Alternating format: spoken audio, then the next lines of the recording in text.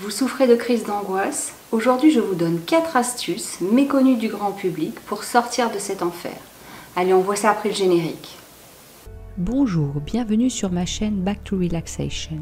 Je vous invite à vous abonner et à télécharger le pack gratuit Comment apaiser votre cerveau en 5 minutes lorsqu'il tourne en boucle sur un même sujet. Je vous souhaite un bon visionnage. Bonjour, je m'appelle Sandrine Sage, alias Alex de Back to Relaxation. Je suis sophrologue RNCP, praticienne en EFT et intervenante en cohérence cardiaque. J'aide les femmes et les hommes qui ont décidé de se renforcer face aux différents stress du quotidien, à se reconnecter à leur plein potentiel.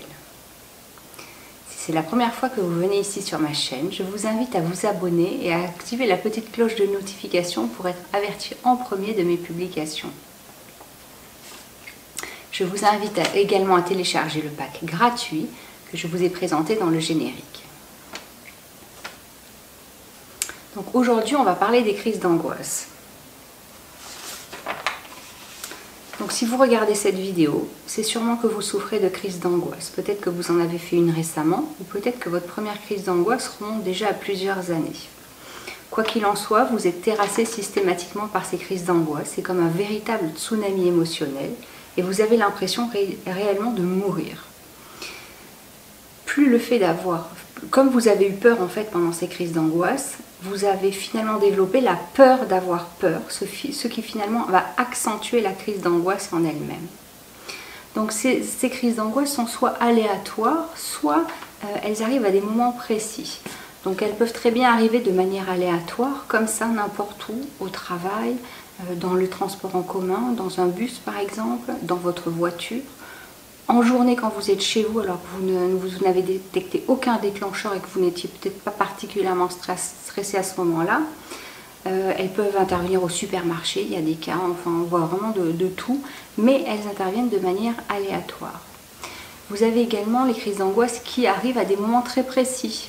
Ça peut être le matin en vous réveillant, ça peut être le soir en rentrant chez vous. Ça peut être également la nuit, ça vous réveille et vous vous réveillez avec une sensation de terreur absolument inexpliquée. Alors, quelles sont les causes de vos crises d'angoisse?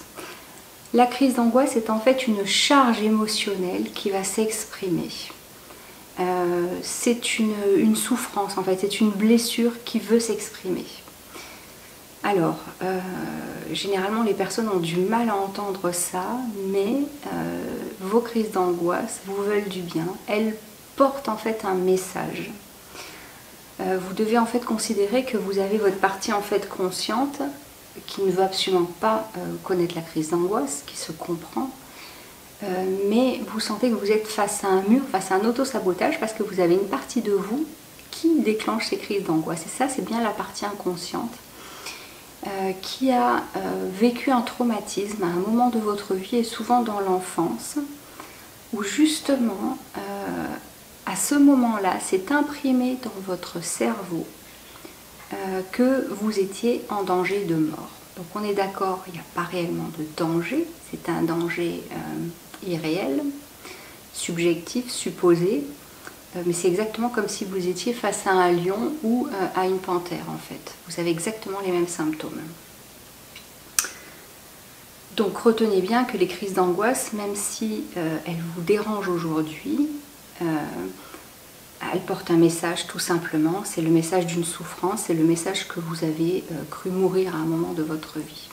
Alors l'événement, ça peut être très bien quelqu'un dont les collègues, dont les copains à l'école se sont moqués de lui ou d'elle, et à ce moment-là il a vécu une telle honte qu'il a cru mourir. Donc tout ce qui va ressembler en fait à ça dans sa vie va lui déclencher des crises d'angoisse. Ça peut être quelqu'un qui est tombé à l'eau, qui a cru mourir à ce moment-là, et à chaque fois que la personne va s'approcher de l'eau, va être en crise d'angoisse. Ce qui peut aussi se transformer en phobie. Mais vous voyez finalement la cause, il y a vraiment une charge émotionnelle où votre cerveau a cru mourir, et donc pour éviter que vous ne mouriez, va vous reproposer finalement des symptômes qui vont faire que ça va vous éloigner d'une situation bien précise. Donc en fait, ce qu'on va faire, c'est qu'on va voir le mécanisme de la crise d'angoisse, qu'est-ce qui se passe physiologiquement, qu'est-ce qui se passe dans votre corps, quels sont les symptômes, et ensuite on va voir ces 4 astuces. Alors, qu'est-ce qui se passe dans votre corps? Votre hypophyse a imprimé qu'il y avait une charge émotionnelle, qu'il y avait un danger. À partir de là, elle va envoyer un message à la glande pituitaire, qui va elle-même envoyer un message aux surrénales, les glandes surrénales, qui vont vous envoyer une décharge d'adrénaline. Cette décharge d'adrénaline, elle est faite pour que vous combattiez, ou que vous fuyiez, ou pour que vous restiez figé. Finalement, c'est pour votre survie. On en revient donc bien à cette angoisse de mourir. Alors, vous devez être bien conscient qu'il y a un mécanisme en fait qui va tout aggraver dans la crise d'angoisse.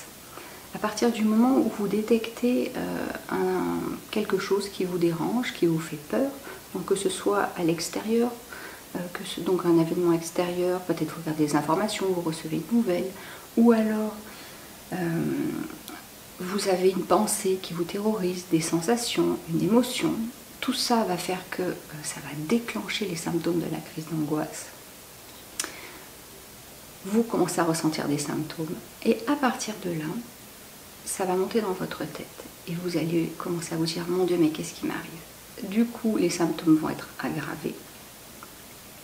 Vous allez commencer à vous inquiéter encore plus et finalement cette boucle de peur va passer d'un stress normal à de l'anxiété, finalement à une crise d'angoisse, voire parfois à une attaque de panique.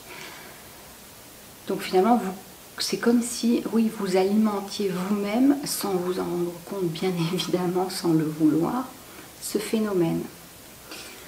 Et on verra en quoi c'est important dans les astuces pour justement casser ce cercle infernal. Alors, vous avez également dans la crise d'angoisse un phénomène d'hyperventilation.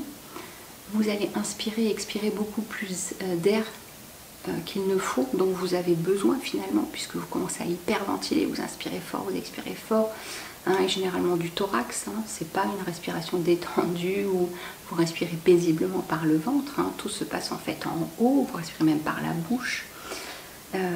Qu'est-ce que ça va avoir comme effet? Ça va avoir un effet, l'effet finalement d'asphyxier vos cellules. Qu'est-ce qui se passe? Les niveaux de dioxyde de carbone, donc de CO2, vont finalement baisser dans vos poumons, dans votre sang et dans vos cellules. Et on sait aujourd'hui qu'une cellule qui contient peu de dioxyde de carbone va attirer très peu d'oxygène. Et c'est là finalement que vous vous asphyxiez et que vous avez ces nombreux symptômes connus de l'hyperventilation. Alors de mémoire, on va partir de la tête, ça peut être des maux de tête, vous avez des nausées, vous avez la bouche sèche, vous pouvez avoir une boule dans la gorge, vous pouvez avoir des palpitations, une oppression dans la poitrine. Au niveau du ventre, ça peut être une boule dans le ventre, ça peut être des ballonnements, ça peut être de la diarrhée et on finit par les jambes, ça peut être l'impression de jambes en coton, vous ne tenez même pas debout. Vous pouvez aussi avoir des vertiges, des fourmillements, les mains et les pieds froids, vous pouvez avoir des sueurs, vous pouvez trembler. Et tout ça, c'est vraiment hyper impressionnant. Sachez quand même qu'au bout de 30 secondes d'un stress très fort, votre cerveau n'est plus qu'irrigué à 40%, donc ce qui donne une sous-oxygénation des cellules, d'où tous ces symptômes. Donc maintenant, on va passer aux astuces. Je vous invite pour la première astuce à rester dans votre corps. Donc je vous mets une vidéo, une méditation. Donc restez dans votre corps avec la méditation. Je vous mets donc cette vidéo qui va vous permettre en fait d'imaginer que vous avez comme en fait une barre entre votre tête et votre corps. Et maintenant que vous connaissez les symptômes, vous savez que c'est physiologique. Qu'il y a une partie physiologique en tout cas, vous pouvez, pour faire cesser la crise d'angoisse, donc imaginez qu'il y a une barre et juste observer ce qui se passe dans votre corps, sans vous dire, sans monter donc dans le mental, je sais que c'est difficile, mais ça va vraiment être un entraînement, sans vous dire, mon Dieu, je vais mourir. Donc non, vous n'allez pas mourir, c'est une crise d'angoisse, vous en avez fait par le passé, vous savez que vous en êtes sorti vivant, donc si vous observez juste ce qui se passe dans votre corps, sans alimenter par votre mental, avec toutes ces peurs, vous allez cesser en fait ce mécanisme, vous n'allez pas l'aggraver. Donc la posture intérieure qui est contre-intuitive mais qui fait tout dans la crise d'angoisse, c'est justement d'observer ce qui se passe, d'accueillir ces symptômes, même si vous n'y croyez pas, n'hésitez pas dans votre tête à vous dire « Ok, je suis une crise d'angoisse, qu'est-ce qui se passe dans mon corps? J'accueille. Tiens, là j'ai le cœur qui bat fort, tiens, là j'ai les jambes en coton. » Ne partez pas dans votre mental. Et même, c'est une posture intérieure qui est connue en thérapie pour affronter sa peur. Vous allez demander plus de symptômes. Alors je sais, c'est difficile à faire. C'est complètement contre-intuitif, mais vous n'aurez plus de crise d'angoisse le jour où vous n'en aurez plus peur. Donc ça vaut vraiment la peine de travailler cette posture intérieure. Je vous propose une deuxième astuce qui est d'activer le système de relaxation de votre corps avec la cohérence cardiaque. Donc je vous mets le lien d'une vidéo pour vous aider justement. Dans cette vidéo, c'est un peu la même approche d'observation, d'accueil de ce qui se passe dans votre corps. Comparé à ce que je vous ai dit précédemment, c'est un peu la même chose que la méditation précédente. Mais en plus, c'est particulièrement adapté pour ceux qui aiment bien garder le contrôle. Donc du coup, là, je vous propose de garder le contrôle sur votre respiration, où vous allez activer votre système parasympathique, c'est le système de relaxation de votre corps, justement pour contrebalancer avec le système sympathique, on l'appelle sympathique, oui, qui s'est littéralement emballé, c'est le système de stress de votre corps. Et donc vous allez inspirer, en plus d'observer, d'accueillir ce qui se passe dans votre corps, vous allez inspirer sur 4 secondes et expirer sur 6 secondes. Une expiration plus longue qu'une inspiration va permettre justement d'activer le système de relaxation de votre corps. Et finalement d'équilibrer ce qui se passe. Parce que là, on est vraiment dans un véritable déséquilibre au niveau du stress avec la crise d'angoisse. Troisième astuce. Je vous recommande donc de vous reconnecter à votre corps avec la sophrologie. Donc je vous mets un exercice, c'est cohérence cardiaque plus sophrologie que j'ai mixé, c'est un exercice sur l'enfant intérieur qui va vous permettre justement d'aller dans cette souffrance et de l'écouter, voir ce qui se passe. On parlait justement d'une souffrance et d'une charge émotionnelle qui remontait à l'enfance. Même si vous ne savez pas quelle est la cause véritable, et si cette crise d'angoisse s'est déclenchée par un événement qui peut paraître anodin, c'est vraiment qu'il y a une souffrance. Donc il faut vraiment aller interroger cette souffrance et voir avec votre enfant intérieur ce qui s'y passe. Même si c'est donc votre ressenti immédiat, ce que vous ressentez de la peur. Donc là vous allez rentrer en contact avec votre enfant intérieur et le laisser vous parler de cette peur. Généralement en sophrologie, ce que je fais, c'est qu'on va écouter cette souffrance s'exprimer. Et une fois qu'elle s'est exprimée, alors ça peut être de la peur, mais derrière il peut y avoir de la tristesse, de la colère. Une souffrance, ça peut comporter plusieurs couches d'émotions. Une fois qu'on a écouté cette souffrance et qu'on l'a nettoyée, on va pouvoir aller ensuite avec la sophrologie installer un état de calme. Et ensuite, on va pouvoir aller stimuler des capacités comme, pourquoi pas, la confiance en vous, la joie de vivre, tout ce dont vous aurez besoin, tout ce qui finalement qui fera défaut dans ce que vous traversez en ce moment. Quatrième astuce, je vous propose de libérer cette charge émotionnelle avec l'EFT. Alors l'EFT, qu'est-ce que c'est? L'EFT, ça signifie Emotional Freedom Technique.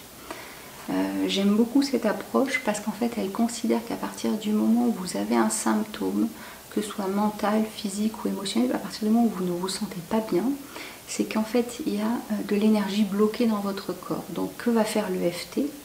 L'EFT va en fait vous permettre de vous connecter à cette souffrance, à ce ressenti et de le libérer en exprimant ce que vous ressentez de manière précise et en tapotant des points du corps, précis eux également.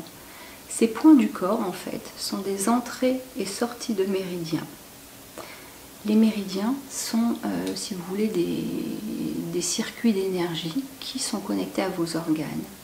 Et les organes eux-mêmes gardent des émotions ou des traumatismes, en fait, qui n'ont pas été digérés. Donc organes, émotions non digérées, ça circule dans le méridien, on va tapoter aux entrées et sorties de ces méridiens et en associant la parole, on va vraiment libérer la charge émotionnelle. Ça peut aller super vite et c'est juste fabuleux comme technique également. Alors moi, la manière dont j'aime bien travailler, je vous le dis, et ne voyez pas ça comme soit vous faites de la méditation, soit vous faites de la cohérence cardiaque, soit vous faites de la sophro, soit vous faites de l'EFT. Pour moi, il faut vraiment voir ça de manière globale. Et la manière dont je travaille souvent, c'est que quand la charge émotionnelle est forte, comme en EFT, je vais travailler sur le ressenti immédiat. Je vais ensuite travailler à chercher les traumatismes dans le passé. Une fois que la charge émotionnelle est libérée, vous allez vraiment sentir l'énergie repasser dans votre corps. Plus de pensées parasites, des émotions de joie. Ce qui est beau, c'est qu'en fait, quand on va enlever le blocage, la vie fait son œuvre en fait, et c'est ça qui est fabuleux. La vie revient naturellement. Donc généralement, moi j'utilise l'EFT pour libérer ces charges émotionnelles. Et ensuite, je fais de la sophro aux personnes parce que justement, on va en profiter pour stimuler des capacités, renforcer cette capacité de joie, cette capacité de force, de vitalité, de combativité, ce dont la personne a besoin finalement. Je peux proposer évidemment des séances de cohérence cardiaque pour continuer à rééquilibrer le système nerveux ou de la méditation.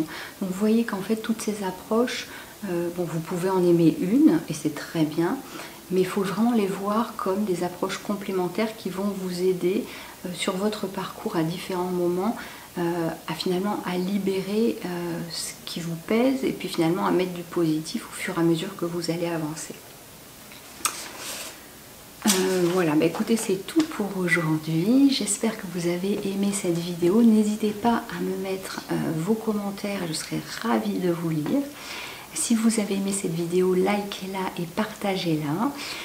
En faisant ça, en fait, vous m'aidez à aider un maximum de personnes et je vous en remercie du fond du cœur. Je vous dis donc à bientôt pour une prochaine vidéo. On parlera de l'hyperventilation chronique ou silencieuse. Donc si vous souffrez de crise d'angoisse, quand vous n'êtes pas en crise d'angoisse, vous êtes sûrement en hyperventilation chronique. Mais si également vous souffrez de problèmes de santé chronique, vous êtes sûrement en hyperventilation chronique et silencieuse. Donc on verra tout ça à la prochaine vidéo. Merci et à bientôt. Au revoir.